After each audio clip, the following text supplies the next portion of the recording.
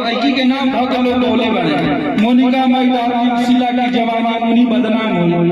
Event की भोजपुरी में हम लोग जब छोटी छोटी रही हम लोग मैंने भोजपुरी में कुछ ना मैंने कहा तो ना हो तब से एक से एक गाना इंडिया के पापा बगल वाली जान मारे दी सलून बिपाशा। लेकिन यह बात अगर खेसारी लाल यादव का बता है लुलिया का मांगे केहू नहीं के बोले वाला यह बात अगर खेसारी लाल का रहता है तो सारा दुनिया दुश्मन हो जाता और दूसरा में वो दुश्मन भोजपुरी इंडस्ट्री के मेरा भाई बन गया है। तो ऐसा तो भरी राजनीति भोजपुरी में मत हो। अरे तो रात भरना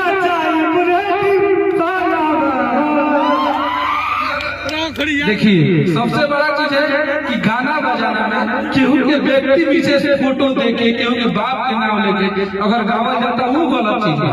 गाना बजाना ही मजा है, ये संस्कृति में हम लोग सदियों से लोग मजा ले बानी, ये मनोरंजन चीज है। एकरा के दिल में नहीं लेवे कि हमरा का की हुआ होता है। और सिर्फ वो इंसान के विरोध जिस इंसान को प्यार करने वाले करोड़ों लोग हैं। आज भाई हमारा 2 साल से आप लोगों के दिल में राज कर रहा है कि आप लोगों की मोहब्बत है। लोग विरोध करते रह गए और रोड पे हम अक्सर से आ रहे थे पटना 50 जगह यही गाना सुने हैं रात भरना चाहिए बेटी वाला। तो अब विरोध करके क्या किए उस गाने को और प्रमोट किया और हिट करा। पब्लिक जिस दिन इग्नोर नहीं करेगी आपके बस का नहीं है कि आप किसी को गिरा दीजिए। तो इसलिए किसी का विरोध सोच समझ के कीजिए। भोजपुरी इंडस्ट्री में जानकारी हमारा बहुत चढ़ने वाला वीडियो हर जगह नेट पर लोग, लेकिन एक खेसारी लाल यादव और एक टुनटुन यादव सबका विरोधी नहीं हो सकता है। अगर आप भोजपुरी के सुधारक हैं तो आपके नजर में सब लोग बराबर होना चाहिए, ना कि यही दोनों लोग गलत हो गए और बाकी दुनिया सही हो गई। ऐसी राजनीति नहीं करनी चाहिए किसी भी इंसान को। ये लोग एक गरीब घर से वहां से उठ के आज भोजपुरी के दिलों में राज कर रहे हैं जिसकी कल्पना हम अपने शब्दों में नहीं कर सकते। मेहनती इंसान है, आज भोजपुरी के लोगों का प्यार मिल रहा है तो ये लोग आज यहाँ तक पहुंचे हैं। तो सिर्फ खेसारी लाल यादव और टुनटुन यादव का विरोध मेरे हिसाब से सही नहीं होगा। विरोध हो तो सबका हो, नहीं तो किसी का नहीं हो। दोहरी मानसिकता नहीं चलेगी।